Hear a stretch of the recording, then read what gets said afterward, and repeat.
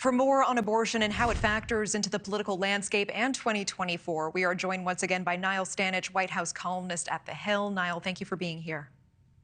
Good to be here, Natasha. And Niall, we're looking at a recent poll that finds a majority of Americans think that as long as abortion is legal in any certain state, the abortion pill should be available. So if polls continue to have results like this, with the public so clearly in support of abortion in one form or another, why the fight among conservatives to ban it altogether? To be fair, many conservatives believe that it is a moral wrong and equate it with the killing of a human being. But in terms of the broader political fight, the anti-abortion or pro-life lobby clearly feels that it has the wind at its back following the overturning of RoeVWade in that Dobbs decision last year. Now, they may have the wind at their backs legally in terms of the makeup of the Supreme Court, for example. You rightly point out that the court of popular opinion comes to a very different opinion on this. A majority of Americans believing that abortion should be legal in all or most cases. Yeah, and meanwhile, Florida Governor Ron DeSantis signing that 6-week ban in Florida, and opponents point out that is before most women know that they're pregnant. If he does make it as the GOP nominee, if first he announces and then makes it as the GOP nominee, is the country with him? Will this be a liability for him in 2024? It would be a liability for him or for any other candidate in a general election.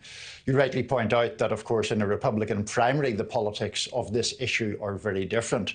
But in a general election, supporting a 6-week ban on abortion is not a good position. It's not a good position because it's not supported by the majority of the American people. It's also a bad position because it is especially off-putting to moderate voters, to moderate female voters in particular, suburban women who have typically or traditionally been one of the most vital groups in general elections because they can go for one party to the other. They are persuadable voters under many circumstances. And meanwhile, former Vice President Mike Pence also addressed the Roe v. Wade decision while speaking at an event for evangelicals in Iowa. Let's listen to some of that quickly together. Most important of all, we appointed 3 justices to the Supreme Court of the United States that sent Roe versus Wade to the ash heap of history where it belongs. So, I mean, obviously a very different reception than when he was booed recently at the NRA convention. But we hear Pence echoing the stance of many Republicans. Is this the kind of message that could push him to the front of the field if he announces a run for president? He's got a steep climb to the front of the field. He's not even polling in double digits right now.